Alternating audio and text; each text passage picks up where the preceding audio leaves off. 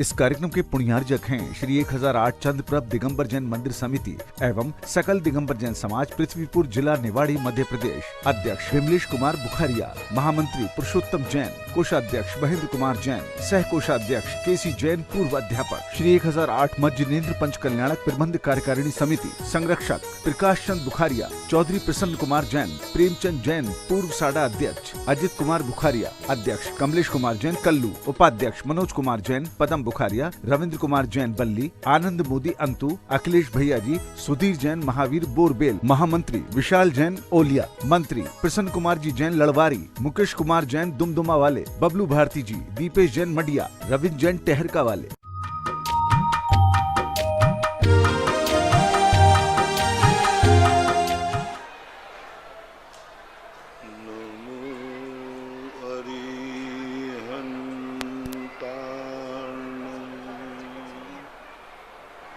नमो सिद्धार्णो नमो आयर्याणो नमो वज्रायाणो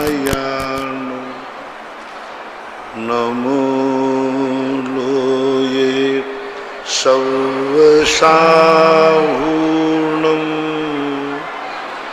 पंच परमेष्टि भगवान की आचार्य श्री गुरुवर कुंद महाराज की जय। आचार्य श्री गुरुवर विद्यासागर महाराज की जय।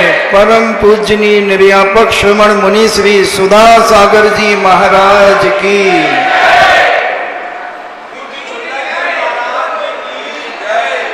सभी श्रोतागण एवं जिज्ञासु पूज्य श्री को नमोस्तु करें। वैभव काला सूरज से पूछते हैं, नमोस्तु महाराज जी, जो ये विद्याधर होते हैं तो ये इनका क्या कार्य होता है? क्या ये भी मुनि बनकर के मोक्ष आदि जा सकते हैं? विद्याधर बनना उनके पुण्य के कारण से होता है। वो इतना अच्छा कर्म करते हैं, इतना अच्छा पुण्य करते हैं, जिस कारण से वो विद्याधरों में पैदा होते हैं। विद्याधर लोग हमारे जैसे ही, जैसे चौथे काल में व्यवस्था होती है, ऐसी ही व्यवस्था विद्याधर श्रेणी में होती है। चतुर्थ काल का प्रथम और चतुर्थ काल का अंत, इनके बीच में ही उनमें वृद्धि ह्रास चलता रहता है। वृद्धि ह्रास तो होता है, लेकिन चौथे काल के प्रारंभ से लेकर जब आदिनाथ भगवान भरत चक्रवर्ती थे, तब विद्याधर लोग 500 धनुष के होते थे, और जब महावीर स्वामी हुए उस समय विद्याधर 7 हाथ के हुआ करते थे।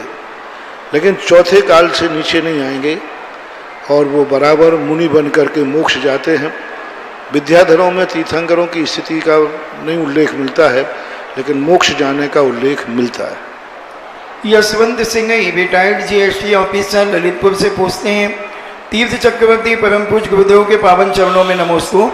महाराज जी, जिज्ञासा है कि जो लोग सामने से शुभ चिंतक होने का ढोंग रचकर पीछे से हमारे बनते हुए अच्छे कामों में अड़ंगा डालने का असफल प्रयास करते हैं, तो उनके प्रति हमारा क्या व्यवहार होना चाहिए? बहुत अच्छा व्यवहार होना चाहिए, क्योंकि वो आपको सावधान कर रहे हैं कि सावधान रहना, हम तुम्हारे कार्यों में विघ्न डालेंगे, तुम अपने कार्य को जल्दी निपटा लेना। जितना ज़्यादा विघ्न करने वाले हों उतना जल्दी काम होता है, उतनी ज़्यादा ख्याति मिलती है। आपने देखा शास्त्रों में जिन जिन महापुरुषों पर जितने संकट आए वे उतने ही प्रसिद्ध हुए। जिन महापुरुषों पर संकट नहीं है उनकी कोई प्रसिद्धि नहीं रही। तो इसलिए उनके लिए अपन कुछ नहीं कर सकते। सावधान रहना ही अपना कार्य है कि अपन सावधान रहें, उनसे बच करके ऐसे अच्छे कार्य करें कि उनकी जब तक गति हो तब तक तुम अपने कार्य को पूरा कर लेना चाहिए। वो तो अपने कर्मों का फल भोगेगा। अभिपिता जैन थांदुला से पूछती हैं, नमोस्तु गुरुदेव, आप कहते हैं गरीब दुखी की बद्दुआ मत लो, फिर धर्मात्मा पुण्यात्मा की दुआ क्या पापी को नहीं मिलती? दुआ तो मिलती है, सज्जन लोग तो सबको दुआ करते हैं, पापियों के लिए भी अच्छा सोचते हैं, लेकिन उनके पाप कर्म के उदय के कारण से उनको दुआ लगती नहीं है, क्योंकि उनके पाप की जो परिणति होती है वो दुआ से ज़्यादा होती है। इसलिए सज्जन लोग तो सबके लिए दुआ करते हैं, लेकिन पापियों को दुआ का प्रभाव नहीं पड़ता है। अशोक गांधी अहमदाबाद से पूछते हैं, महाराज जी आचार की मर्यादा 24 घंटे की है, अगर उसके बाद भी अगर कोई अचार खाता है तो क्या उसमें पाप लगता है? आचार की मर्यादा 24 घंटे की मानी गई है, उसके बाद भी अगर उसे कोई खाता है तो क्या उसे पाप लगता है? यदि उसके बाद खाने योग्य होता है तो फिर मर्यादा क्यों लिखते हैं? मर्यादा ही बता रहा है कि उसके बाद वह खाने योग्य नहीं है। सुभाष चंद्र जैन रोहिणी दिल्ली से पूछते हैं, नमोस्तु महाराज जी, 11 अंग और 14 पूर्व और 10 पूर्व क्या है ये समझाएं। 11 अंग एक जिरवाणी के नाम है, आचारांग, सूत कृतांग आदि। तो ये जो भगवान ने वाणी खेली, गणधर परमिष्टि ने जो उसे ग्रंथ रूप दिया वह 12 भागों में बांट दिया। 12वें भाग के ही 14 और उपभेद कर दिए जिन्हें पूर्व कहते हैं। सारा विस्तार से वर्णन आप शास्त्रों में पढ़ लें, सब में अलग अलग विषय दिया गया है। डॉक्टर मगन जैन आष्टा से पूछते हैं, मेरे आराध्य गुरुदेव के चरणों में नमोस्तु। महाराज जी, दृष्टि में समीचीनता किस प्रकार से लाई जा सकती है? तत्व दृष्टि से, तत्व दृष्टि रखो। श्रीमती गुणमाला जैन रुठराई से पूछती हैं, नमोस्तु महाराज जी, श्रावक के 12 व्रत होते हैं, इनमें क्या 12 व्रतों में ही सभी में अतिचार होते हैं? सभी में होते हैं। राजन जैन मेरठ से पूछते हैं, नमोस्तु गुरुदेव, वर्तमान समय को देखते हुए घर में रहकर साधना करना अच्छा है या घर छोड़कर साधना करना अधिक अच्छा है? आपकी क्षमता के ऊपर है। घर छोड़कर के आप ये मान के चलें कि सभी प्रकार की प्रतिकूल परिस्थितियां आएंगी, तो क्या उन प्रतिकूल परिस्थितियों में तुम क्षमता भाव रख पाओगे? यदि आपका क्षमता भाव रखते हैं प्रतिकूल, क्योंकि घर छोड़ने के बाद आप ये मान के चलो कि सारी प्रतिकूलताएं तुम्हारे जीवन में आएंगी। यहाँ तक कि तुम्हें कहो खाने को भी नहीं मिले, और तुम्हें खाने मिल जाए तो लोग व्यंग भी करेंगे, अरे भूखमंगा आ गया खाने के लिए। तुम्हें पहनने को कपड़े भी ना मिले, तुम कहीं जाओ कोई तुम्हें बुलावे भी नहीं, सम्मान भी नहीं मिले। सारी जितनी प्रतिकूलताएं हैं सब आएंगी, फिर भी तुम्हारा मन कहे कितनी भी प्रतिकूलता आ जाए हमें कभी संक्लेश नहीं होगा, हम उसे क्षमता भाव धारण करेंगे। तो श्रेष्ठ यही है कि घर छोड़ करके ही साधना करो। लेकिन तुम्हारे लिए थोड़ी थोड़ी बातों में तुनक मिजाज, स्वाभिमान नहीं, हमारा तो किसी ने मेरे लिए थोड़ा विपरीत किया तो हम क्रोध करेंगे। तो बढ़िया घर में रहो, दाल रोटी खाओ, प्रभु के गुण गाओ, बात अपना बढ़िया शांति से। कोई 2 रोटी बनाकर खाने में, घर में रहने में कोई दुर्गति नहीं हो जाती। क्षमता भाव का सवाल है। यदि आप घर में रह रहे हैं और शांति से 2 टाइम रोटी खाओ, बढ़िया रहो, घर के कार्यों में इंटरफियर मत करो, टोका टाकी मत करो, और एक कमरे में रह करके अपनी साधना करो, मंदिर जाओ, साधना करो, नीची गर्दन करके भोजन करो, तो आप लोग गृहस्थों के लिए तो आज के युग में गृहस्थी ही ठीक है। क्योंकि गृहस्थ में रह करके आप लोग जितने अच्छे परिणाम रखे हो, हमने कई गृहस्थों को देखा है, वे घर छोड़ देते हैं और छोड़ने के बाद ये समाज ऐसे रोटियां नहीं खिलाती है, समाज ऐसे ही तुम्हें सम्मान नहीं देती है, कचूमर निकाल लेती है। हाँ ना। तो कई लोगों ने सुना, अरे भैया इससे अच्छे तो हम घर में ठीक थे। मुनि महाराजों से सुना हमने कि हमने दीक्षा लेके गलती की, इससे अच्छे तो हम घर में थे, यहाँ तो बहुत संकलेश हो रहा है। अब ये पतन का कारण है। घर छोड़ने के बाद घर की याद आना, ये तुम्हारे लिए सबसे बड़े विनाश का कारण है। इसलिए घर छोड़कर घर की याद आवे तो घर छोड़ना नहीं, श्रेष्ठ यही है। बहुत अच्छे तरह से जम्मू स्वामी चरित्र में लिखा है कि वहाँ पर व्यक्ति, जम्मू स्वामी के चरित्र में एक क्षुल्लक जी बनने के बाद भी अपने घर में एक स्थान पर, उनका महल था, एक कोने में चैत्यालय में रहे, निजी चैत्यालय में। आप लोग घरों में रह करके निर्वृत्ति होने की साधना करो। घर में रहकर सबको टोकना टाकना बंद करो, मौन लो, कौन क्या कर रहा है, कौन कहाँ जा रहा है, कि कुछ नहीं, सीधे अपने कमरे में जाओ, मंदिर जाओ, स्वाध्याय करो, बस। तो घर जैसा तुम्हारे लिए शांति का कारण नहीं। क्योंकि आप लोग जो सुख से पले हो, सुख से रहे हो, तुनक मिजाज में नहीं रहा। थोड़ा ही सा किसी ने पानी नहीं दिया, थोड़ी देर यदि तुम्हें चाय नाश्ते को लेट हो गई तो बोलो क्या होता है मंत्री जी, आदित्य जी, थोड़ी सी लेट हो गई, मान लो नाश्ता चाय नहीं बनाया, फिर तो आपका पारा, तुम्हें कुछ समझ में नहीं आता। तो इस भाव से तुम पले हो, रहे हो, और यहां आकर के तुम आओगे इस मार्ग पे तो बहुत कठिन हो जाएगा। हम लोगों तो इसलिए तकलीफ नहीं कि हम लोग तो छोटे से बचपन से इसमें घुट-पिट गए। इतनी छोटी अवस्था में हम लोग यहाँ आ गए कि हमें वहाँ का स्वाद ही पता नहीं है, इसलिए हमें उसकी याद आ ही नहीं सकती। पूरा संघ हमारा 22 वर्ष 23 वर्ष में सब पूरे संघ के साधु इस मार्ग में आ जाने से आप लोगों को कठिनाई है। ऐसा दिनेश कुमार राठौर थड़ौद सिंगोली से पूछते हैं, नमोस्तु महाराज जी, तीर्थ क्षेत्रों पर जो सिंह द्वार बनाए जाते हैं उनका क्या उद्देश्य होता है और उसका क्या फल प्राप्त होता है? ये सब वास्तु के अंग हैं, द्वार भेद है, द्वार है, ये सब अंग हैं। जितना वैभवशाली सुंदर द्वार होगा उसका वास्तु उतना ही अच्छा होता है। सविता जैन गांधी धाम से पूछती हैं, नमोस्तु गुरुजी, आयु कर्म की उत्कृष्ट अवादा पूर्व कोटि का त्रिभाग कही गई है, इसको किस प्रकार समझना चाहिए?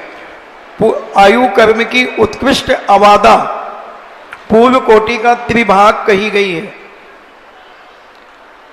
त्रिभाग है, जितनी भी आयु बंधी है उसके 3 भाग करने के बाद 2 भाग निकलने के बाद वो 2 भाग निकलना ही आवादा है।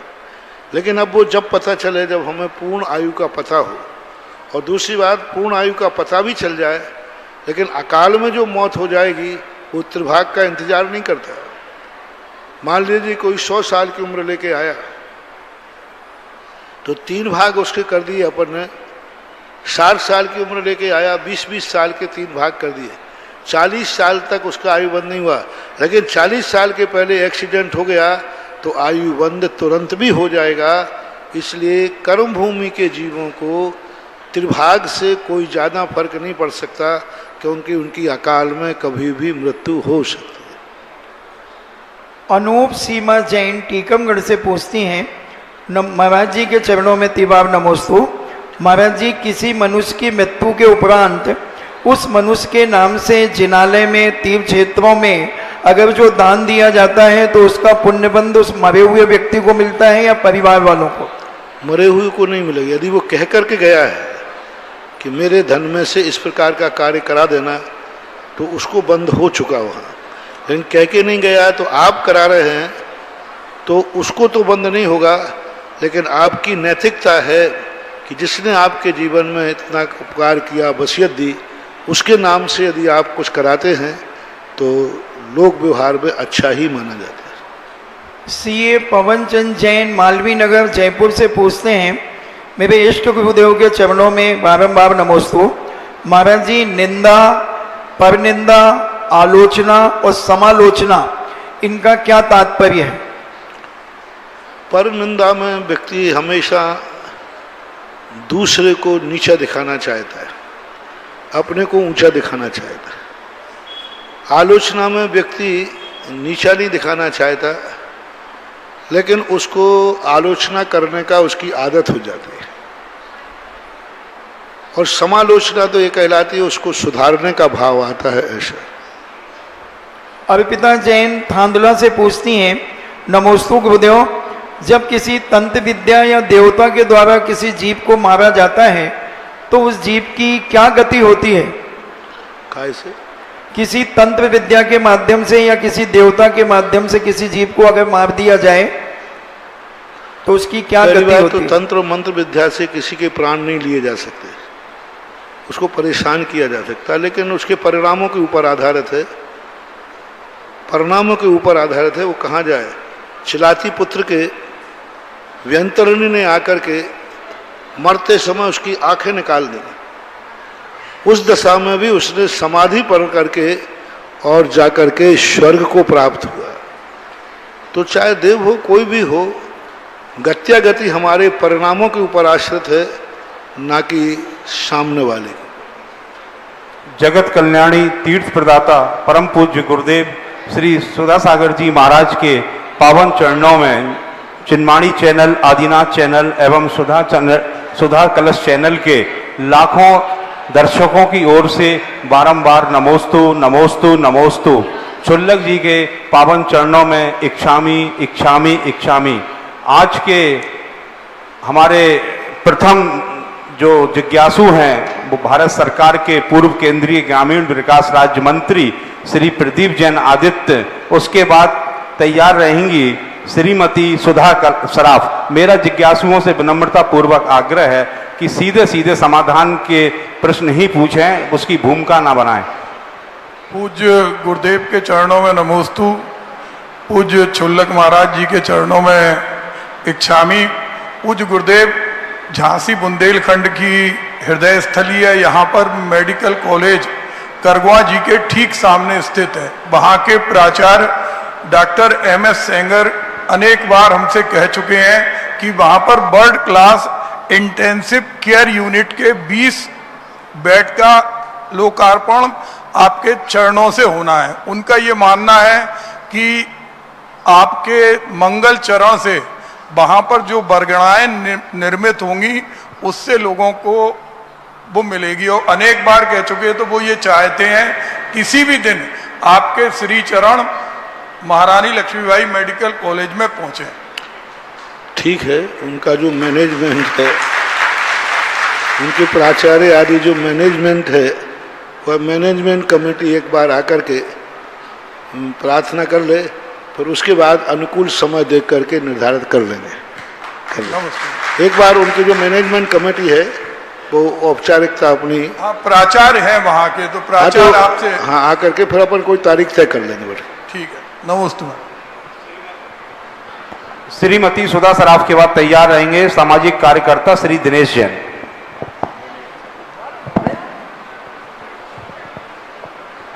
महाराज जी के चरणों में कोटशा नमोस्तु।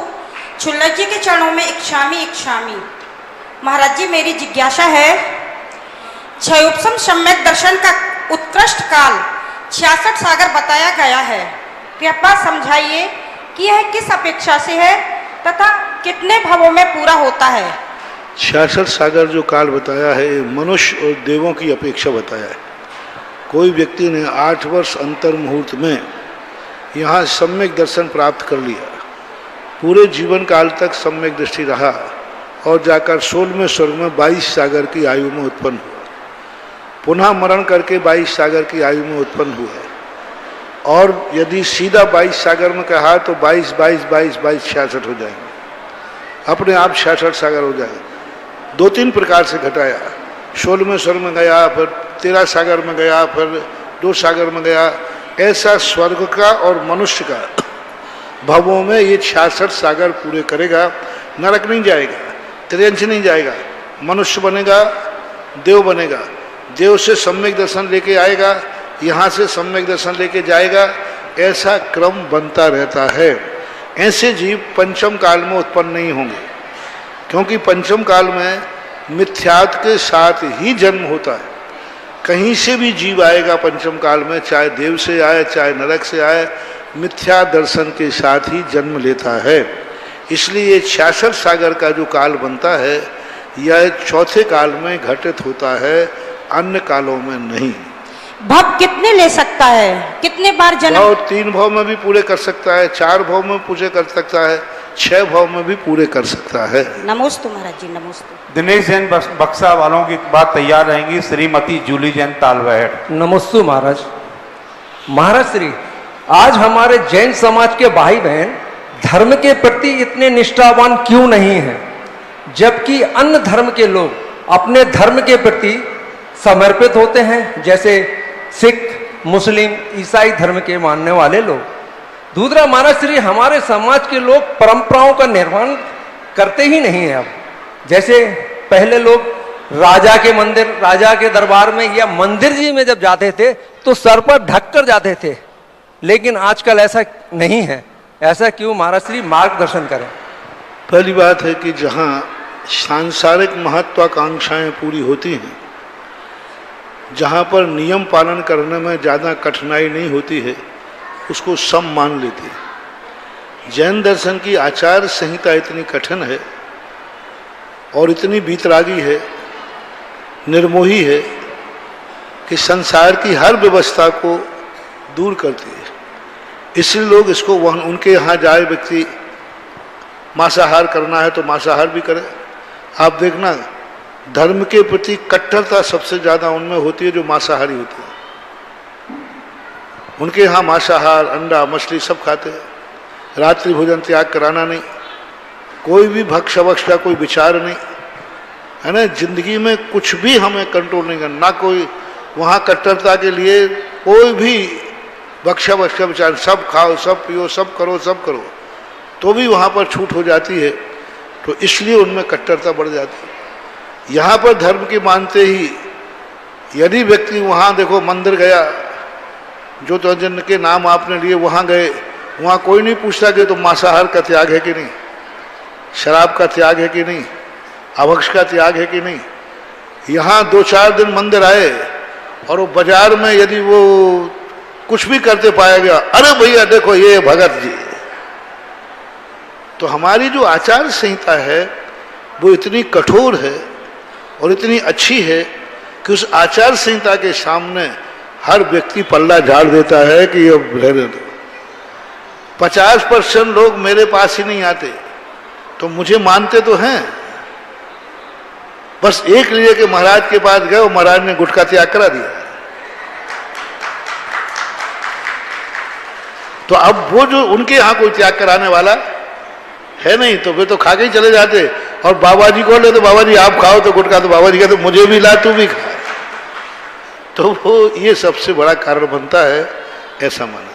महाराज श्री, एक क्वेश्चन और, हमारे समाज के जनप्रतिनिधि, चलिए, श्रीमती जूली जैन के बाद तैयार रहेंगे श्री निलय जैन, जैन मिलन के राष्ट्रीय संयोजक एवं वरिष्ठ पत्रकार।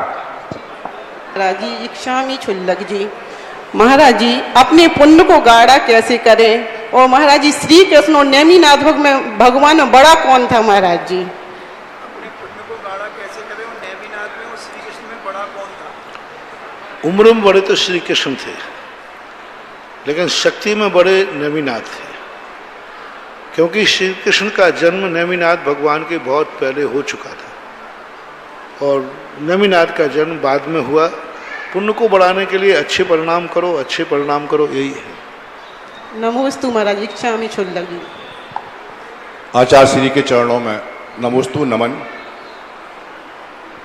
बहुत हिम्मत करके एक सवाल, क्योंकि आपके जो प्रसंग हैं वो वास्तव में मेरे जीवन में मुझे ऐसा लगा कि मैंने उतार लिए हों।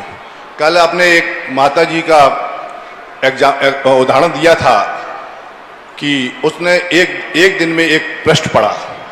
ये मेरे जीवन की भी मैं कहता हूँ कि कल भारतीय जैन मिलन के द्वारा नमोकार मंत्र के जाप देना थी। मैंने शायद, मुझे याद नहीं है, स्मरण नहीं है, मैंने पहली बार माला उठा के 108 बार जाप दी। मैं इसमें आपके मंच के सामने कोई प्रसिद्धि पाने के लिए नहीं, लेकिन अपने मन के भाव को आपके सामने प्रकट कर रहा हूँ। अभी हमारे मित्र प्रदीप जी ने कहा कि ये बुंदेलखंड की हृदय स्थली है। आचार्य श्री, आपने कल कहा था कि गुरुदेव, जगत गुरुदेव जी ने वहाँ विद्यासागर जी महाराज ने अपने जितने भी मुनि जी थे उनको सबको क्षेत्रों में भेज दिया है ताकि वो धर्म की प्रभाव न करें। मेरा सिर्फ छोटी सी जिज्ञासा ये थी कि आपने पहले दिन कहा था कि यहाँ पे बुंदेलखंड विश्वविद्यालय के छात्र हैं जो मूर्ख हैं। क्षमा करें महाराज जी, मैं तो क्या ऐसे व्यक्तियों के बीच में, ऐसे माने लोगों के बीच में आपके प्रवचन सार्थकता नहीं दे प्रदान करेंगे हमारे लिए? संभवतः आपने पूरा प्रवचन नहीं सुना। हमने ये कहा कि बुंदेलखंड विश्वविद्यालय पहले बदनाम था, लेकिन अब बुंदेलखंड विश्वविद्यालय सुधर गया है तो झांसी भी सुधरना चाहिए। पुराने सर, चलिए श्री सीलचंद दाऊ और उसके बाद तैयार पुराने हैं, मेरे से मत पूछो, उन्हीं ने हमें बताया है, तुम्हीं लोगों ने तो बताया है। मैं तो बुंदेलखंड विश्वविद्यालय गया नहीं, बुंदेलखंड विश्वविद्यालय में पढ़ने वालों ने ही बुंदेलखंड विश्वविद्यालय की पोल पट्टी बताई कि वहां क्या होता है। चलिए अगले हमारे जिज्ञासु हैं ललितपुर से पधारे सीलचंद जैन दाऊ, और उसके बाद तैयार रहेंगे दादा कोमल चंद जैन ललितपुर से।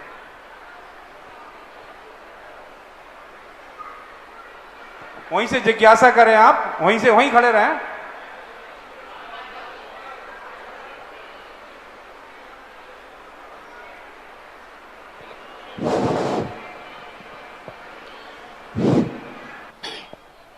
पश्चिम से सूरज उगे, पूरब से चंदा उग जाए, मेरे गुरुवर सुधा सागर जो कुछ कहें वो वचन पूरे हो जाएं।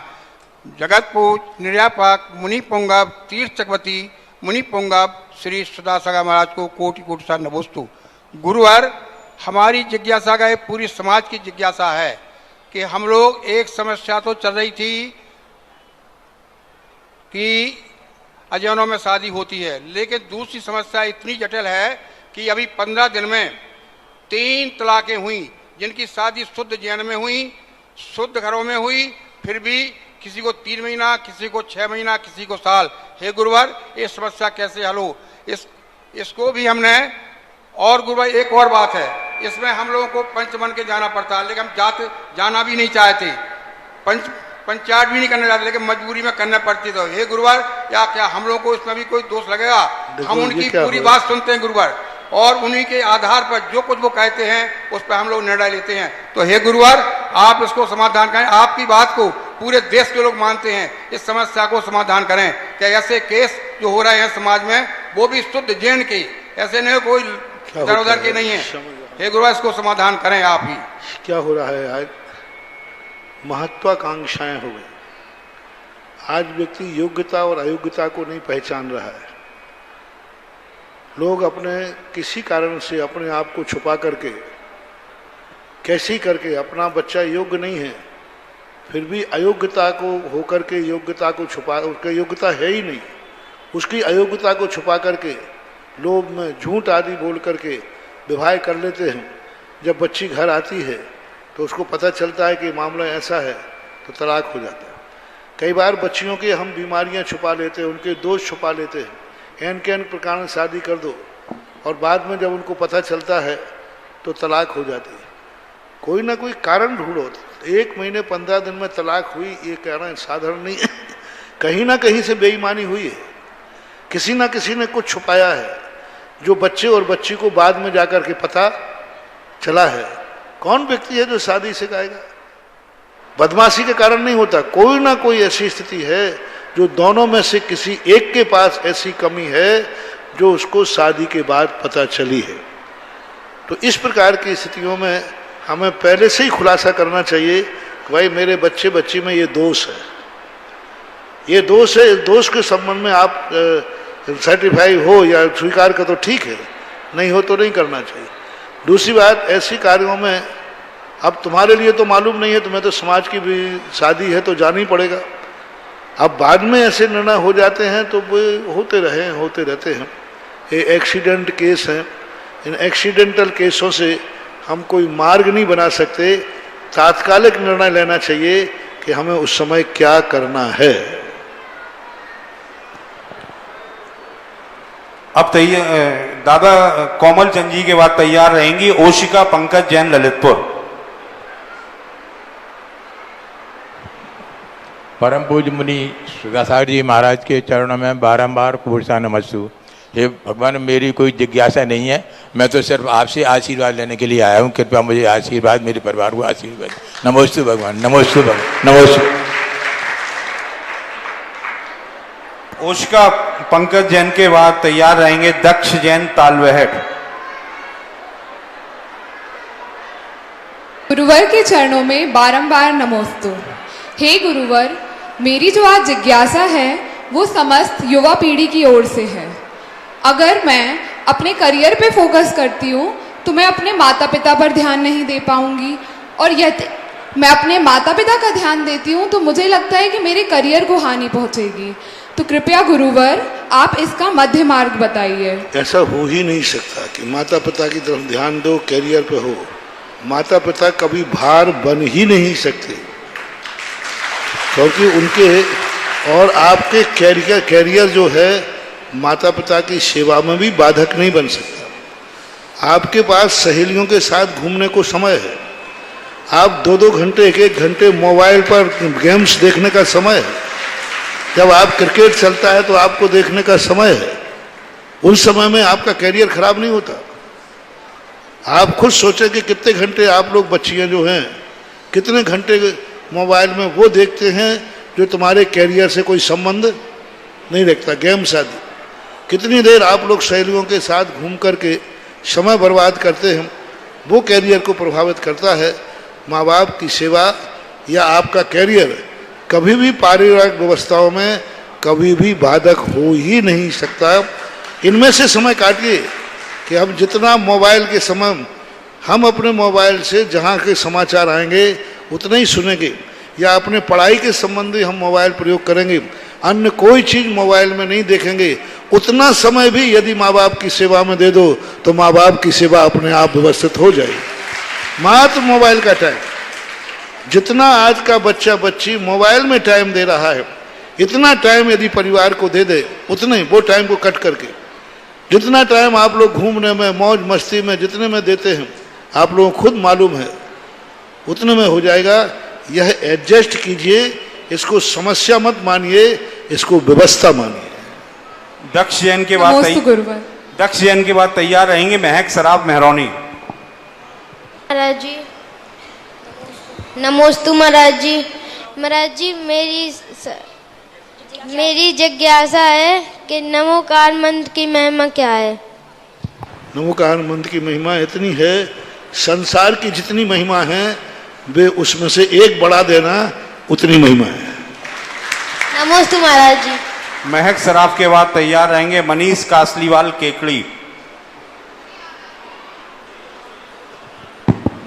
मेरे आराध्य गुरुवर के चरणों में मेरे और मेरे परिवार की तरफ से व मेहरौनी की तरफ से त्रिवार नमोस्तु। छुल्लक जी के चरणों में इच्छामी। गुरुवर, मेरी जिज्ञासा यह है, हम सब अमीर बनने के सपने देखते हैं, लेकिन व्यक्ति की वास्तविक अमीरी क्या है? अमीर बनने का अर्थ है मन चंगा तो कठौती में गंगा। ये है वास्तविक अमीर बनने की। बाकी कितना भी धन आ जाए उसमें आकुलताएं बनी रहती हैं। तृष्णा नागिन ज्यों ज्यों डंके लहर जहर की आवे। धनी व्यक्ति धन की सुरक्षा में गरीब है, गरीब व्यक्ति धन के अभाव में गरीब है, और जो मन से प्रसन्न है वो सब तरफ से अमीर है। नमोस्तु गुरु।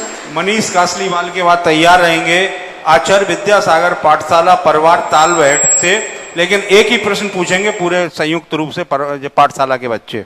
गुरुवर के चरणों में नमोस्तु नमोस्तु नमोस्तु। गुरुवर, मेरी जिज्ञासा यह है कि शाम को जब हम लोग मंदिर जाते हैं तो उस समय में चंवर ढुराने चाहिए या नहीं? रात्रि में नहीं ढुराना चाहिए। दिन में यदि रखे हैं तो आप भरी ढुरा दें। बाकी चंवर आदि पूजा के समय, अभिषेक आदि के समय ही विशेष रूप से शोभा देते हैं। पाठशाला के बच्चों के पश्चात तैयार रहेंगी श्रीमती साधना जैन चिरगांव। नमोस्तु महाराज जी। आचार्य विद्यासागर पाठशाला तालवेहट का समस्त परिवार का नमोस्तु महाराज जी, नमोस्तु महाराज जी, नमोस्तु महाराज जी। महाराज जी, हमारे तालबेट में पाठशाला चलती है, लेकिन छुट्टियों में तो बच्चे उत्तम संख्या में 70, 80, 90 बच्चे आ जाते हैं। लेकिन जैसे ही छुट्टियां समाप्त होती हैं, स्कूल का प्रेशर इतना बढ़ जाता है बच्चों पे कि वो आने से कतराने लगते हैं। ऐसा हम लोग उनको क्या आकर्षण दें कि बच्चे अनवरत आते रहें? ये परिवार के माता पिताओं के ऊपर है। बच्चे तो आना चाहते, माता पिता नहीं आने देते, माता पिता उनको रोकते। 90% बच्चे पाठशाला आना चाहते, लेकिन उनके माता पिता किसी कारण से उनको रोकते हैं। तो माता पिता यदि चाहें तो पाठशाला आने से बच्चों के पढ़ाई पर कोई प्रभाव पड़ने वाला नहीं, बल्कि इतना अच्छा प्रभाव पड़ेगा कि हायर एजुकेशन करने के बाद भी बेटा माँ बाप के पैर छूने लायक बना रहेगा। नमोस्तु महाराज। श्रीमती साधना जैन के बाद तैयार रहेंगी सुरुचि जैन तुमसर। नमोस्तु गुरुवर इक्षामी महाराज जी। महाराज जी, मैंने केस लॉन्च का वीडियो देखा तो मैं 2 लाइन में अपने भाव बताना चाहूंगी बस। उसके बाद जिज्ञासा नहीं, प्रश्न जिज्ञासा जी। महाराज जी, मैंने अभी 20 मई को आचार्य प्रिवर ज्ञान सागर महाराज जी की जो प्रश्न प्रतियोगिता थी उसमें भाग लिया। तो उसमें मैंने पढ़ा कि आचार्य श्री ने बोला है कि ज्योतिष फेल हो सकता है पर स्वर विज्ञान फेल नहीं हो सकता। महाराज जी, स्वर विज्ञान के बारे में थोड़ा सा आप बताइए। स्वर विज्ञान कहलाता है हमारे नथनों से निकलने वाली श्वास। जी महाराज। ये अलग अलग ढंग से निकलती है। बाएं स्वर से निकलती है जब चंद्र स्वर कहलाता है। इसमें शांत प्रिय कार्य जब होते हैं तो इनके लिए, रौद्र कार्य होते हैं तो सूर्य स्वर चलता है। तो ये सूर्य स्वर और चंद्र स्वरों में, इनमें भी पृथ्वी तत्व, अग्नि तत्व, वायु तत्व, जल तत्व होते हैं। तो इन श्वासों के माध्यम से निर्णय किया जाता है कि इस समय हम जो कार्य प्रारंभ कर रहे हैं उसमें कितनी सफलता मिलेगी, कितनी विफलता मिलेगी, ठीक है या नहीं है। इस प्रकार से इनका सुषमना कहलाता है। जब दोनों नथनों से श्वास निकलती है तो सुषमना कहलाता है। तो इन स्वरों के माध्यम से ही स्वर जो होते हैं, जो ज्योतिष होता है वो तो एक पत्रिका के द्वारा बनाया जाता है, गणित है, वो हजारों लोगों पर एक सा बनाया जाता है। लेकिन स्वर अपने आप में तुरंत करंट व्यक्तिगत होता है। तो स्वर का जो ज्योतिष है वो अकाट होता है, वो कभी टलता नहीं है, वैसा स्वर्ग का निर्णय होता है। महाराज जी, जैन धर्म में इसकी कोई पुस्तक है स्वर के संबंध में? इसमें पूज्यवर सुखचंद्र महाराज ने ज्ञानार्णव के अंदर स्वरों के संबंध में चर्चा की है। नमोस्तु महाराज जी। सुरुचि जैन के बाद तैयार रहेंगे संजय जैन कर्नल।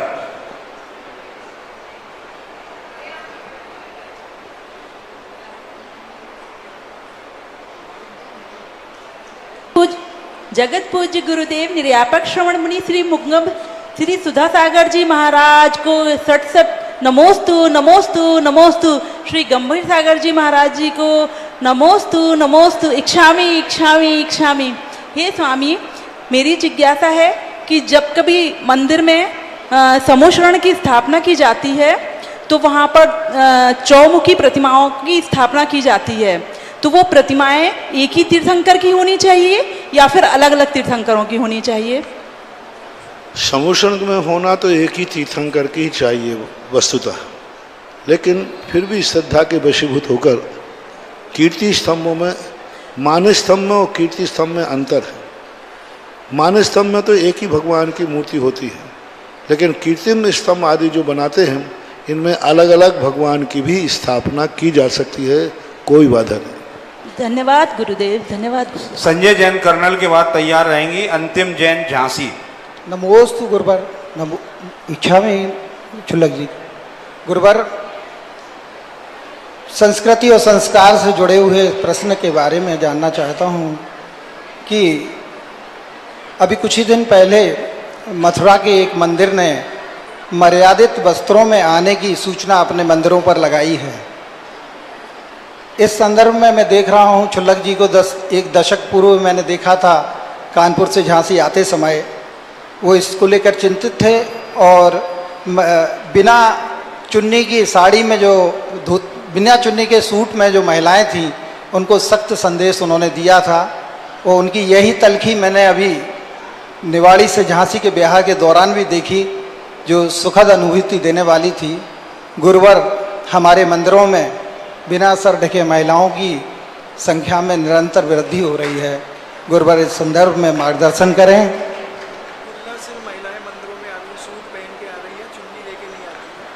देखो, हमेशा हर चीज़ का एक यूनिफॉर्म होता है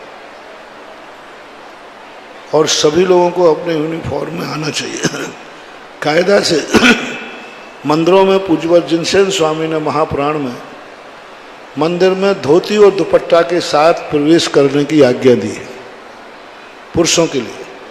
महिलाओं के लिए साड़िका का प्रयोग किया है कि साड़ी में ही मंदिर में प्रयोग करना चाहिए। अन्य किसी वेशभूषा में मंदिर में प्रवेश करने की चर्चा आगम में नहीं है।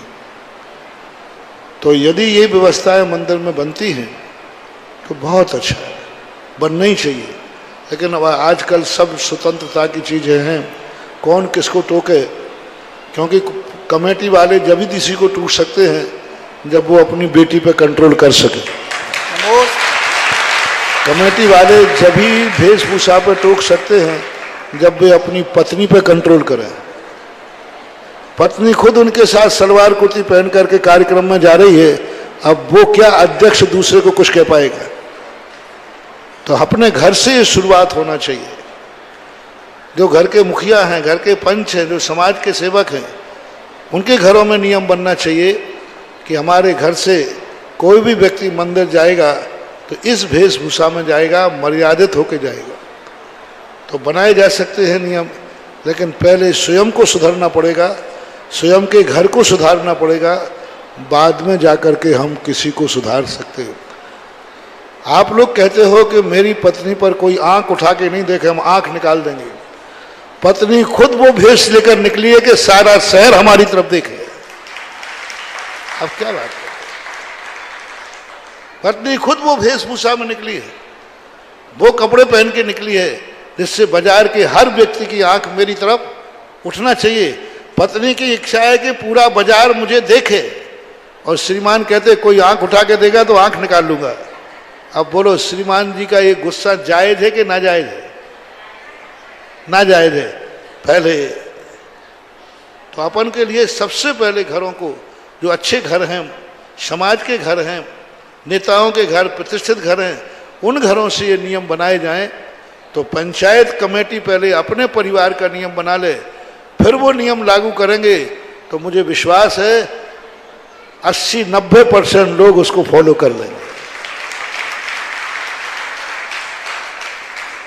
श्रीमती अंतिम जैन के बाद तैयार रहेंगे ललितपुर से श्री सन्मति सराफ। महाराज श्री के चरणों में मेरी ओर से और मेरी सखियों की ओर से त्रिवार नमोस्तु नमोस्तु नमोस्तु। महाराज श्री को इच्छामि इच्छामि इच्छा।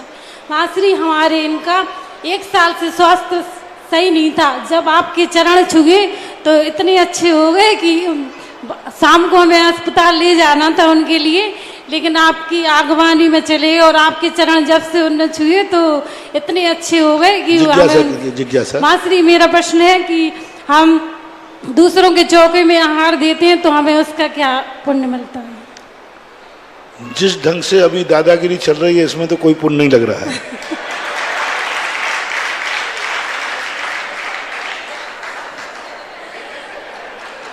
धमाल चौकड़ी, ना कोई किसी को छू रहा है, ना शुद्धि बोल रहा है, ना कुछ बोल रहा है, पर ये भी ध्यान नहीं है कि महाराज को लेना क्या है। तुम तो जो हाथ में आया वो।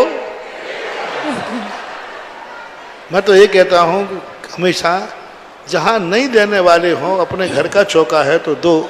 इतनी भीड़ पड़ रही है तो आपको देने में ही पुण्य नहीं है, देखने में भी उससे ज्यादा पुण्य है।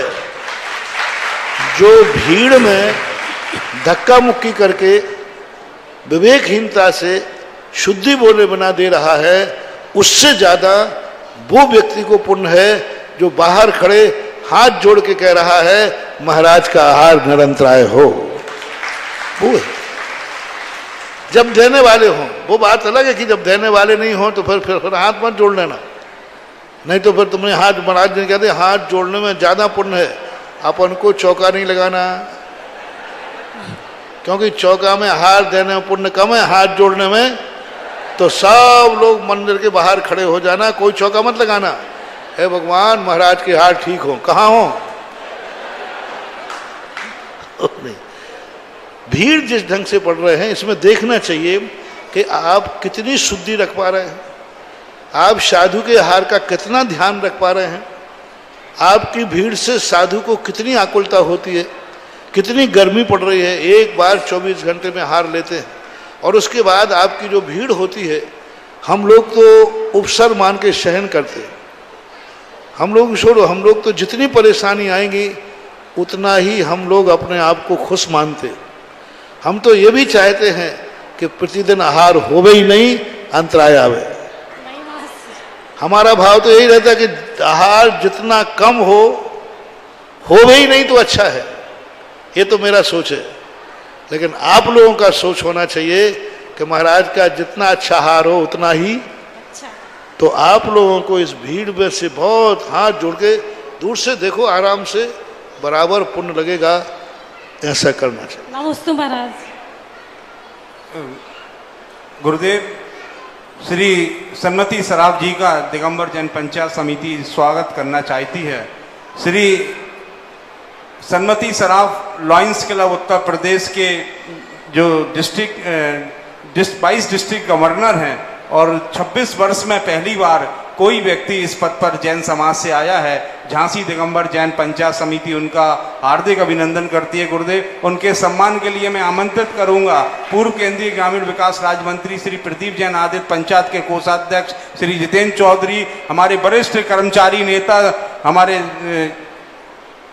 ऋषभ जैन जी और विधिक सलाहकार पंचायत श्री अशोक जैनित और श्री भागचंद जैन निर्माण मंत्री करुणा शीघ्रता करें। और उसके बाद तैयार रहेंगी निशी जैन चावला कॉलोनी।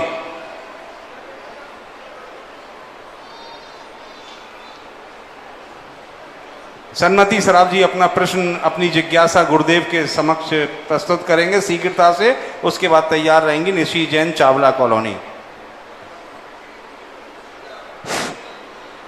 परम पूज्य निर्यापक मुनि पुंगो सुधा सागर जी महाराज के चरणों में हमारे एवं हमारे परिवार की ओर से कोट सा नमोस्तु। साथ ही विश्व के 2 से 5 राष्ट्रों के 15 लाख लाइन सेवा साथियों की ओर से भी परम पूज्य मुनि पुंगो सुधा सागर जी महाराज के चरणों में कोट सा नमोस्तु। महाराज श्री, मैं थोड़ी सी बात अपनी कहना चाहूँगा। 13 मई को मैं इलेक्शन के लिए शिमला जा रहा था और उसके पहले हमारे मन में बहुत ही उथल पुथल और व्याकुलता थी। और 12 मई को मैं बरुआ सागर महाराज श्री के दर्शन करने पहुंचा और उनका मंगल आशीर्वाद और उनके मुखारबंद से जो भगवान की शांति धारा हुई, उसके बाद हमारा ऐसा मनोबल और आत्मविश्वास बढ़ा कि मुनि श्री पुनः आपके चरणों में मैं वहां से निर्वाचित होने के पश्चात आपका आशीर्वाद लेने के लिए आया हूं। और मुनि श्री, मेरा आपके चरणों में यही निवेदन है कि ऐसा आशीर्वाद मुझ पे बना रहे कि मैं अहंकार रहित अपने इस पद पर अपने कार्यों को करता रहूं और शिक्षा के क्षेत्र में और स्वास्थ्य के क्षेत्र में जो लायंस इंटरनेशनल कार्य करती है उसमें अपना योगदान दे सकूं। यही हमारी आपसे प्राय मेरी जिज्ञासा यह है कि जैन धर्म में अकाम निर्जरा और सकाम निर्जरा क्या है? पहली बात, अक्सर का चुनाव के समय पर कोई मेरे लिए शांति धारा में नाम बोलने को कहता है तो मैं नाम तो बोल देता हूँ, हार जीत नहीं बोलता।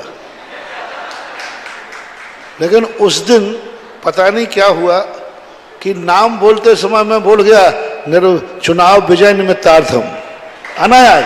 बाद में बोलने के बाद मैंने कहा नहीं, अरे बोलना नहीं चाहिए, क्योंकि काहू की धन हानि किसी जय हार न चिंते। कोई जीते कोई हारे, मैं किसी का नाम नहीं लेता।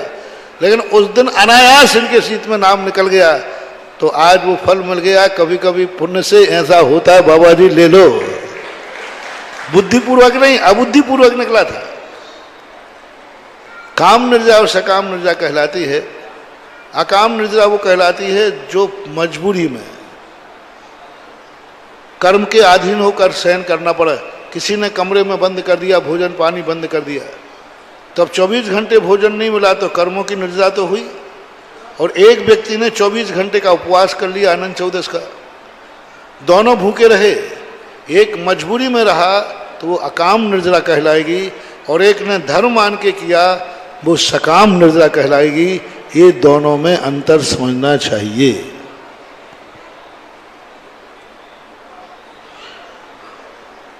चरणों में नमोस्तु, छुल्लक जी के चरणों में इक्षामि। गुरुदेव, मेरी जिज्ञासा यह है कि जो छात्र या छात्राएं बाहर पढ़ने के लिए जाते हैं तो उनका क्या कर्तव्य होना चाहिए और एक गुरु के लिए उनका उपदेश। ज्ञान और संस्कार ये दो चीजें भिन्न हैं।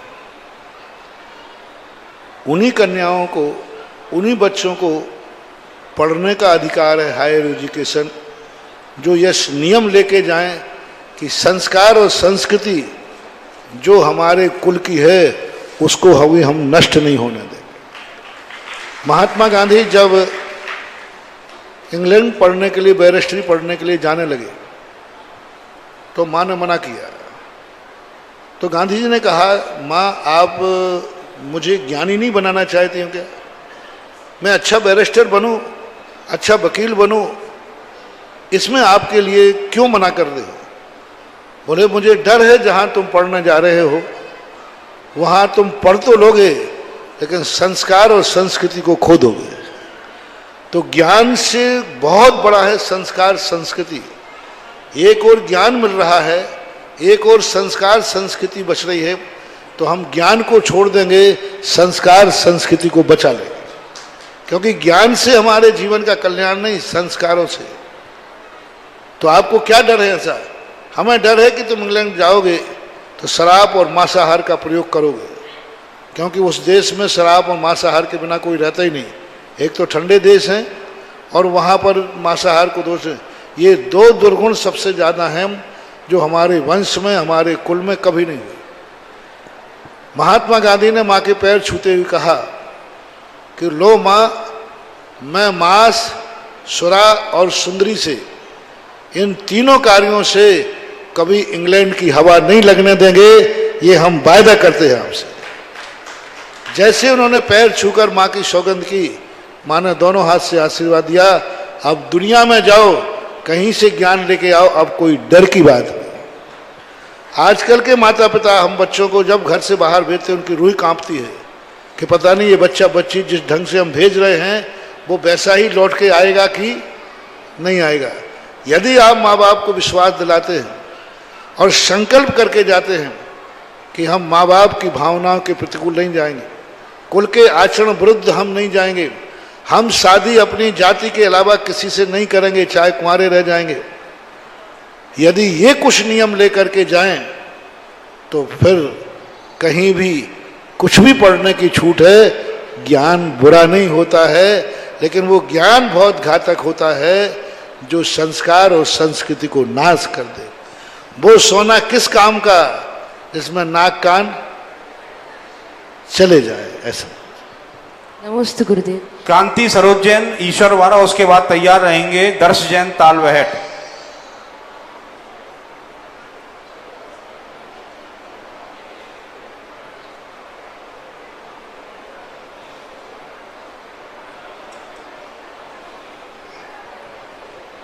के चरणों में नमोस्तु नमोस्तु, मेरे परिवार की तरफ से नमोस्तु। इक्षामि महाराज जी के चरणों में मेरी शंका यह है महाराज जी, कोई पुजारी है वो उसने अरिहंत भगवान के अभिषेक का नियम ले रखा है और उसके लिए यदि पद्मावती और धर्मेंद्र के अभिषेक के लिए कहा जाता तो वो क्या करे महाराज जी? देखो, देवी देवताओं का अभिषेक नहीं करना चाहिए, होता भी नहीं।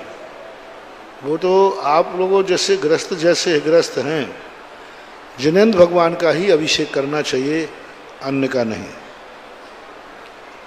दर्श जैन के बाद तैयार रहेंगे ओम प्रकाश जैन, ओरछा। गुरुदेव, आपके चरणों में त्रिबार नमोस्तु नमोस्तु नमोस्तु। मेरी जिज्ञासा ये है कि जब आदिनाथ भगवान ने असी मसी कृषि की शिक्षा दी थी, उसके पहले जीवन कैसे उत्पन्न था? उसके पहले प्रत्येक आंगन में 10 कल्प वृक्ष होते थे।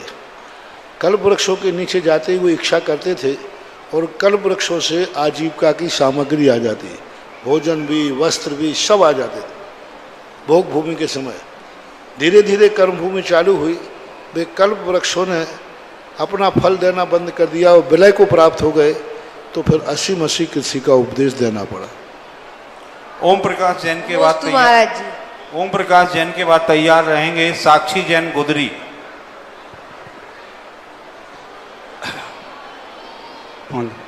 महाराज जी को नमस्तु एवं छुल्लक जी को।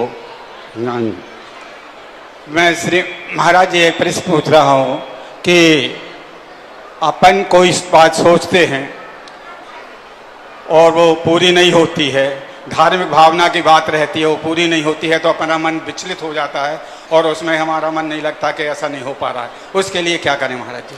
उतनी ही भावना करो जितनी पूरी कर सको। नहीं, जैसे उतना ही खाओ ना जितना पेट में पच सके। नहीं, छोटी सी भावना होती है, वो भी मतलब अपने को ऐसे लगता है। तो छोटी भावना, कभी कभी रोटी भी तो नुकसानदायक होती है, तो वो भी क्यों खाओ? डॉक्टर कभी कभी छोटी भावना तुम कह रहे हो, तो हम छोटी भावना करने लायक भी पूरी करने लायक हमारा पुण्य नहीं है, तो भावना को भी छोटा करो। कई बार रोटी खाने को भी डॉक्टर मना करता है कि नहीं? रोटी खाने तो छोड़ो, पानी पीने तक के लिए मना करता है जब डायलिसिस होता है। डायलिसिस वाले को 1 लीटर पानी में पूरी दिन भर निकाल देता है गर्मी का, क्योंकि जठराग्नि वैसी। अब तुम कहो महाराज हम तो पानी भी नहीं पी सकते, नहीं पी सकते, आपकी ऐसी अवस्था है। इसी प्रकार भावनाएं छोटी हो या बड़ी उतनी ही करो जितनी शाम तक पूरी हो जाए, उतनी ही करो कि मरने के पहले पूरी हो जाए। साक्षी के बाद तैयार रहेंगी आकांक्षा जैन गोदरी। नमोस्तु नमोस्तु नमोस्तु महाराज जी, स्वामी महाराज जी। महाराज जी मेरी शंका है कि हाँ, जिस प्रकार आहार के समय मुनि की नब्दा भक्ति की जाती है, उसी तरह माता जी की नब्दा भक्ति नहीं की जाती है। उनको नमस्कार, शुद्धि, उच्चासन बोला जाता है, लेकिन उनकी पूजा, परिक्रमा और कारण उसका है क्योंकि वो पंच परमिष्टि में नहीं आती। समोषण में देखो ना, समोषण में आरिकाएं कहाँ बैठती हैं? जैसे आप लोग बैठते हैं ना, ऐसे महिलाओं के साथ आरिकाएं बैठती हैं। मुनि महाराज भी पुरुष हैं, लेकिन मुनिराज श्रावकों के साथ नहीं बैठते। वहाँ पर एलक शुल्लक ब्रह्मचारी लोग जो हैं, प्रतिमाधारी हैं, समोषण में श्रावकों के साथ बैठते हैं, असंयमी श्रावकों के साथ बैठते हैं। समोषण में सब असंयमी हैं, मिथ्या दृष्टि भी हो किसी मत के अनुसार। वहीं पर सब बैठे हुए उसी सभा में प्रतिमाधारी, वृत्ति, क्षुल्लक, एलक उसी सभा में बैठते हैं, क्योंकि उनका पद जो है श्रावक कहलाता है। आरिका उपचार से महावृत्ति होती है, लेकिन समोषण में उसको श्राविका के कोठे में बैठाना है। इसलिए वह पंच परमेष्टि में ना आने पर वो नवदा भक्ति के योग्य नहीं होते हैं, ऐसा मानना चाहिए। आकांक्षा और उनका गुणस्थान भी 5वां होता है। 6ठे 7वें गुणस्थान वर्ती की चर्या जो होती है वही। आकांक्षा जैन गुदरी के बाद तैयार रहेंगी रश्मि जैन तालबेहट। गुरुदेव के चरणों में नमोस्तु नमोस्तु नमोस्तु, छुल्लक जी के चरणों में इक्षामी इक्षामी इक्षामी। महाराज श्री मैं 12 वर्षीय की षष्ठम वर्ष। आरिकाओं के संबंध में अपने अपने संघों की परंपराएं भी होती हैं। किसी संघ में पूजा पाठ होता है, हम उसका कोई निषेध नहीं कर रहे हैं, पर पूज्य हमारे आचार्य महाराज गुरुदेव ने आरिकाओं को पूजा और नवदा भक्ति के योग्य नहीं समझा है। आज हमारे संघ में भी पूज्य और गुरुदेव के संघ में आरिकाएं 300 साढ़े 300 आरिकाएं हैं, उनके लिए पूजा के योग्य नहीं समझा आचार्य श्री की दृष्टि में। इसलिए हमारे पूज्य गुरुदेव की दृष्टि में, हमारे संघ की परंपराओं में आरिका की पूजा नहीं होना चाहिए, नहीं होती। अन्य जगह होती है, उसका ना मैं विरोध करूंगा ना समर्थन करूंगा। महाराज श्री मैं 12 वर्षीय की षष्ठम वर्ष की छात्रा हूँ। महाराज जी उसमें आलाप पद्धति जी पढ़ा था पंचम वर्ष में, तो उसमें पर्याय अधिकार में स्वभाव गुण व्यंजन पर्याय है, स्वभाव गुण व्यंजन पर्याय। तो उस हाँ उसमें एक रस लिया गया, एक गंध लिया गया, एक वर्ण लिया गया, लेकिन स्पर्श 2 क्यों लिए गए? अविरुद्ध 2 स्पर्श इसलिए लिए गए कि 2 प्रतिपक्षी स्पर्श होते हैं ना।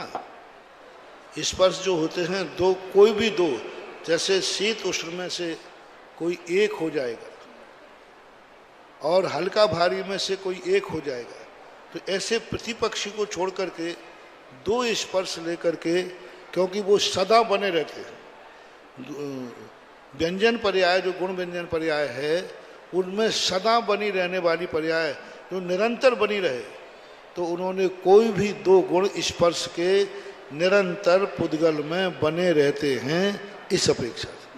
महाराज श्री एक और पूछ लूं? चलिए हम आगे अगली पर हमारे जिज्ञासु महाराज नमस्ते। अगली जिज्ञासु में ममता जैन सालासर सिटी। रश्मि जैन तालवेट के बाद ममता जैन सालासर सिटी। जगत पूज्य गुरुदेव महाराज जी के चरणों में बारंबार नमोस्तु नमोस्तु नमोस्तु इच्छामी इच्छामी इच्छामी। हे गुरुवर, जब किसी महाराज जी या माता जी के प्रवचन सुनते हैं और वो किसी भी त्याग के बारे में बताते या किसी त्याग की महिमा बताते, तो ऐसा लगता अभी कर दो अभी कर दो, और जैसे ही घर पहुंचते हैं तो ऐसा लगता अभी नहीं, कुछ दिन बाद कर देंगे, अभी समय नहीं है, एज नहीं है। फिर ऐसा लगता फिर कर दे, फिर लगता अभी नहीं बाद में कर लेंगे। तो ऐसा क्यों होता? घर जाके विचार क्यों जल्दी बदल जाते हैं? वातावरण का जाना निमित्त बुद्धि होती है। जब जैसा निमित्त मिलता है, ऐसे मन को गिरगिट बोलते हैं, गिरगिट। जैसा माहौल बना वैसा रंग बदल देता है। तो मन जब गिरगिट के समान हो जाता है तब ऐसा होता है। यदि सही दृढ़ता रखी जाए तो फिर ऐसा नहीं होगा। ममता जैन के बाद तैयार रहेंगी तन्वी जैन।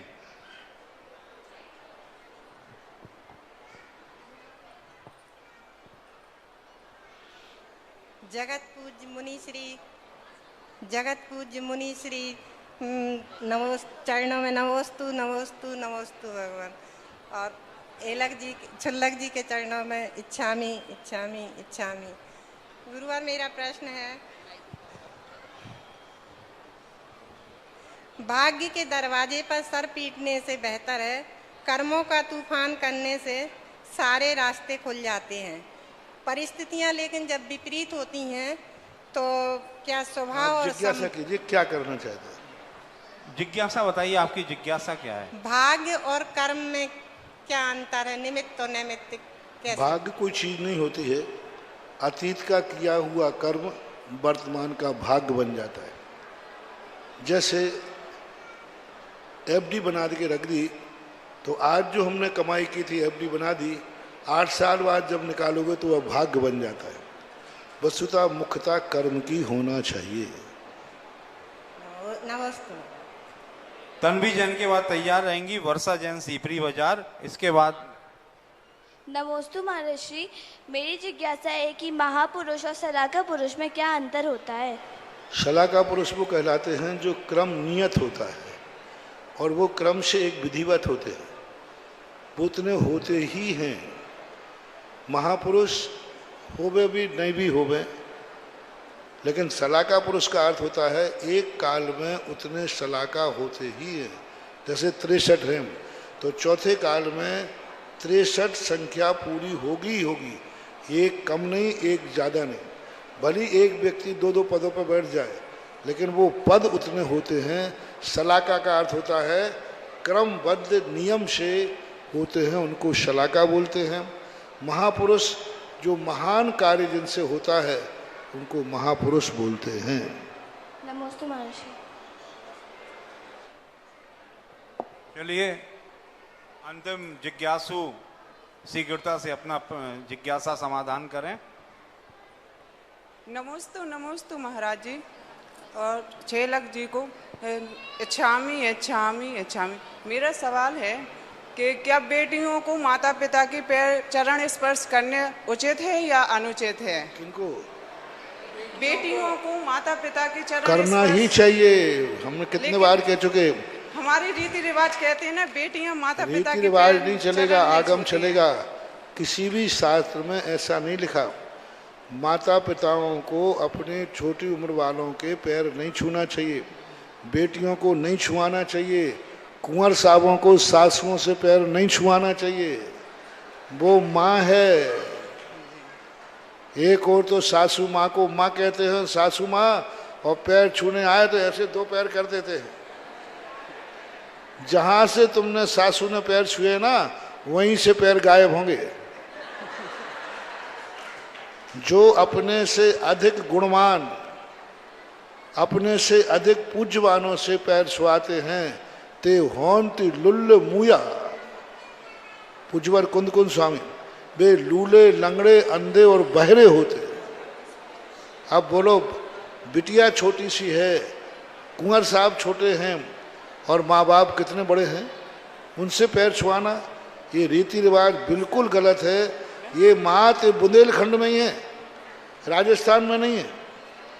राजस्थान के अंदर चाहे खंडेलवाल हो चाहे बगैरवाल, सब लोग बेटा बिटिया ही माँ बाप के पैर छूते हैं। कुंवर साहब ही सास ससुर के पैर छूते हैं। कुंवर साहब सास ससुर के पैर छोड़ पिएंगे, कन्या सबसे बड़ों के पैर छुएगी। ये नीति भी है, योग्य भी है, आगम भी है, सिद्धांत भी है। अपने से बड़े उम्र वालों से कभी पैर नहीं छुआना चाहिए। गृहस्थ को अपने से बड़ी उम्र वाले पैर छुआ सकते हैं, महाराज जी और आरिका बन जाओ तो फिर चलेगा, वो तो कोई बात नहीं। लेकिन घर में हमेशा उम्र का लिहाजा रखना चाहिए, यही परंपरा अच्छी है।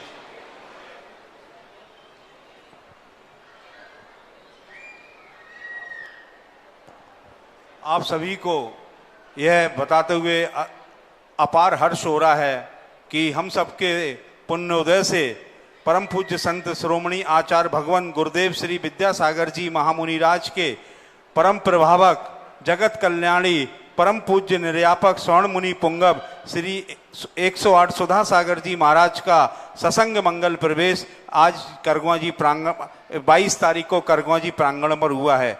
उनके मंगल सन्निधि में निरंतर ज्ञान की सरता प्रभावित हो रही है। लाखों हजारों लोग अपने जीवन में कल्याण का मार्ग प्रशस्त कर रहे हैं। इसी क्रम में स्वाध्याय की परंपरा को निर्विवाद रूप से परिपुष्ट करने हेतु एवं सुधी श्रावक एवं श्राविकाओं के ज्ञान अर्जन में वृद्धि एवं श्रेष्ठता हेतु कर्म के 6 हेतु एक प्रश्नोत्तरी लेखन पर प्रतियोगिता का आयोजन इसी विद्यासागर सभागार में दिनांक 3 जून 2023 को 2:30 पर होगा। जो पूज्य परम पूज्य मुनि श्री पर सुधा का सागर एक किताब प्रकाशित हुई है, जिसको राष्ट्रीय स्तर पर उस सराहा गया है और पूज्य मुनि श्री के जीवन के दर्शन को दर्शाने वाला उसमें तमाम चीजें उपलब्ध हैं। आप सबको वो किताब जो इसके प्रतियोगिता को तैयार करने के लिए वो सामने जो साड़ी की एक दुकान है वहाँ पर बिक्री के वहाँ पर उपलब्ध है। और इसमें 2 हमने इसमें कैटेगरीज का निर्धारण किया है, 2 विशेष तौर से। एक जूनियर वर्ग है जो 9 वर्ष से 15 वर्ष तक है, और एक सीनियर वर्ग है जो 16 वर्ष से ऊपर प्रौढ़ तक भी जो भी इसमें सम्मिलित होना चाहते हैं वो सम्मिलित हो सकते हैं। मेरा सभी से विनम्रता पूर्वक निवेदन है कि इस प्रतियोगिता में शामिल होकर अपना ज्ञान अर्जन करके पुण्योदय हासिल करें। ये इसकी आयोजन समिति है श्री दिगंबर जैन पंचायत समिति झांसी। मैं सभी से निवेदन करूंगा, जिन महानुभावों के यहाँ और पुण्यात्माओं के यहाँ पूज्य मुनिश्री के मंगल आहार हो रहे हैं, जो बिलौआ कर रहे हैं, उनसे आग्रह कि वो इसी परिसर के अंदर करें। बाहर बिलौआ की आवश्यक पूज्य छुल्लक जी महाराज के प्रवचनों के पश्चात ही वो बिलौए का आयोजन करें। आज जिन महान अनुभव का भी अगर कोई बिलौआ है तो उसका समय 8:30 बजे के बाद ही रखें। चलेगा, हम सभी लोग जुड़ते हैं। प्रतिदिन की भांति अभी किसी को डिस्टर्ब नहीं करो, पहले अपन बोले। प्रतिदिन की भांति आज भाई कौन सौभाग्यशाली परिवारजन होंगे जो कि परम पूज्य निर्यापक श्रवण मुनि पुंगव श्री सुधा सागर जी महाराज की मंगल आरती करने का सौभाग्य अर्जित करेंगे। अरे आए हम सुधा सागर जी का वंदन करने आए हम सुधा सागर जी का अर्चन करने आए। झूमो नाचो गाओ आओ दे दे के ताले, आई यहाँ खुशियाँ निराली, झूमो नाचो गाओ आओ दे दे के ताली। आई यहाँ खुशियाँ निराली, आए हम सुधा सागर जी की आरती करने आए। आज की प्रथम आरती करने का सौभाग्य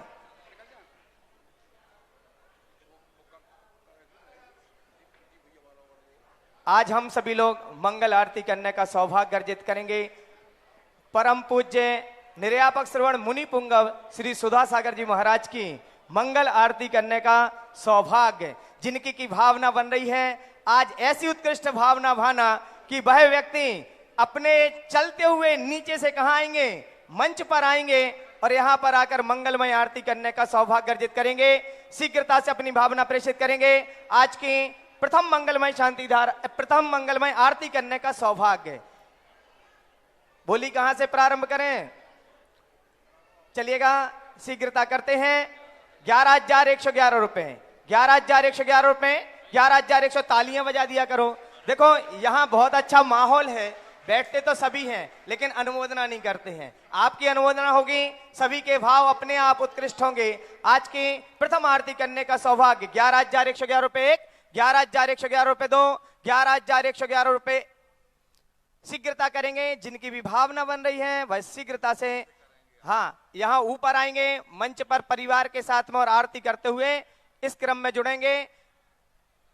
यह सौभाग्य 11,111 रुपए 1, 11,111 रुपए 2 और 11,111 रुपए 1 2 छोड़े 21,221 रुपए, 21,221 रुपए, 21,221 रुपए 1, 21,221 रुपए 2, 21,221 रुपए। यहां जब से महाराज जी आए हैं कभी 1,11,000 में होती है, कभी 55,000 में होती है। चूंकि आप लोग आते हैं बोली तो हम इसलिए भावना भा देते हैं कि यदि नहीं कहेंगे तो आप कहोगे भैया जी ने बोला नहीं। इसलिए भावना तो अपनी उत्कृष्ट ही रखना और मंगलमय आरती करने का सौभाग्य अर्जित करेंगे। 21,221 रुपए 1, 21,221। आगे वाले भैया क्या करना है? प्रदीप जी के बगल में जो बैठे हैं प्रथम आरती करने का सौभाग्य अर्जन करेंगे। हाँ मालूम है वो ललितपुर के ही है हमारे, चिंता मत करो, बस अपनी भावनाओं को हमारे पास तक प्रेषित करेंगे। 21,221 रुपए 1, 21,221 रुपए 2 और 21। भैया बच्चों, ओ बच्चे यहां से सभी लोग साइड से हो जाओ। हाँ मंच से यहाँ आरती होगी, ऊपर आएंगे परिवार के साथ में। 21,221 रुपए, 21,221 रुपए 1, 21,221 रुपए 2, 21,221 रुपए। चूंकि भावना दो लोगों की बन रही है, दोनों लोगों को हम एक साथ में यहाँ आमंत्रित करे ले रहे हैं और मंगलमय आरती में सम्मिलित करेंगे। 21,000 में एक नाम आया है, भैया आगे आ जावे। और चलेगा, यहां पर नाम आ रहा है श्रीमान, क्या करना है? 31,331 रुपए, 31,331 रुपए, 31,331 रुपए 1, 31,331 रुपए 2, 31,331 रुपए। आप लोग तालियां नहीं बजाते, आप लोगों का क्रम अभी खड़े होने का है ही नहीं है। जब यहाँ आरती चलेगी जब आप लोगों के लिए खड़ा होना है। जब तक यहाँ बोली है 31,331 रुपए 1, 31,331 रुपए 2, 31,331 रुपए। शीघ्रता करेंगे। 31,331 रुपए 1, 31,331 रुपए 2, 31,331 रुपए। भावनाएं बन रही हैं लेकिन आपकी तालियां कमजोर हैं, इसलिए बोली वो वहां तक नहीं पहुंच पा रही है जहां तक पहुंचना चाहिए। 31,331 रुपए 1, 31,331 रुपए 2 और 31,331 रुपए 1 2 3। और यह सौभाग्य अर्जित किया है श्रीमान प्रदीप कुमार जी जैन, साला सरसिटी। जोरदार तालियों से स्वागत करेंगे। और दूसरी बोली थी 21,000 वाली, यदि उनकी स्वीकृति है तो वही भी अपनी स्वीकृति के साथ आ जाओ, आ जाएं जोरदार तालियों के साथ में। श्रीमान नाम बता देवे, कुलदीप कुमार जी जैन, करगोआ परिवार। जोरदार तालियों से इनका भी स्वागत करेंगे। और एक नाम हमारे ललितपुर से भी आ रहा है, किनका नाम था? 11,000 में श्रीमान सन्मति सराफ। जोरदार तालियों से इनका भी स्वागत करेंगे और ये तीनों महानुभाव ऊपर आएंगे। ऊपर से सुनिए भैया, यहां पर ऐसी व्यवस्था है, चूंकि लाइव चल रहा है तो कैमरे नीचे से कवर कर लेंगे। आप लोग थोड़ा सा पीछे खिसक जाओ, जिनकी बोली नहीं है खिसक जाए, 5-5 फीट पीछे खिसक जाओ, सभी खिसक जाओ, चलिएगा। और जिन्होंने आज की बोलियां यहां पर संपन्न की हैं उन्हें अग्रिम पंक्ति में आने के लिए स्थान दें। पुरुष वर्ग भी थोड़ा सा 5-5 फीट पीछे खिसक जाए। हमारे लिए तालबेट वाले पूरे दिख रहे हैं, आप लोग जरा सम्मान कीजिएगा झांसी वालों का, क्योंकि झांसी वाले आप लोगों को बुलाएंगे महाराज जी को श्रीफल समर्पित करने के लिए। इसलिए पहले जिनकी आरती की बोली है उन्हें आगे आ जाने दें और चलिएगा प्रारंभ करें आज की मंगल आरती।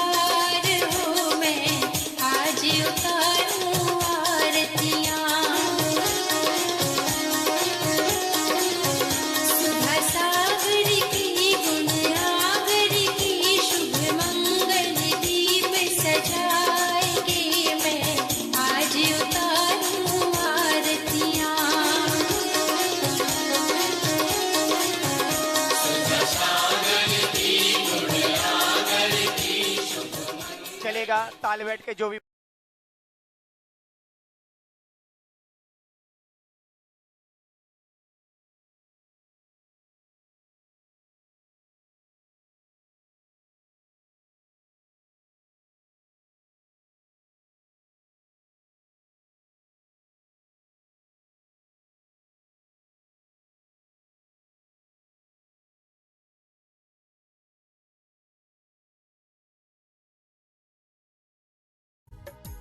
इस कार्यक्रम के पुण्यार्जक थे श्री 1008 चंद्रप्रभ दिगंबर जैन मंदिर समिति एवं सकल दिगंबर जैन समाज पृथ्वीपुर जिला निवाड़ी मध्य प्रदेश। अध्यक्ष विमलेश कुमार बुखारिया, महामंत्री पुरुषोत्तम जैन, कोषाध्यक्ष महेंद्र कुमार जैन, सह कोषाध्यक्ष कमलेश कुमार जैन कल्लू। श्री 1008 मज्जनेन्द्र पंच कल्याणक प्रबंध कार्यकारिणी समिति संरक्षक प्रकाश चंद बुखारिया, चौधरी प्रसन्न कुमार जैन, प्रेमचंद जैन पूर्व साडा अध्यक्ष, अजित कुमार बुखारिया अध्यक्ष, केसी जैन पूर्व अध्यापक, उपाध्यक्ष मनोज कुमार जैन, पदम बुखारिया, रविंद्र कुमार जैन बल्ली, आनंद मोदी अंतु, अखिलेश भैया जी, सुधीर जैन महावीर बोरबेल, महामंत्री विशाल जैन ओलिया, मंत्री प्रसन्न कुमार जी जैन लड़वारी, मुकेश कुमार जैन दुमदुमा वाले, बबलू भारती जी, दीपेश जैन मडिया, रविंद्र जैन टहरका वाले।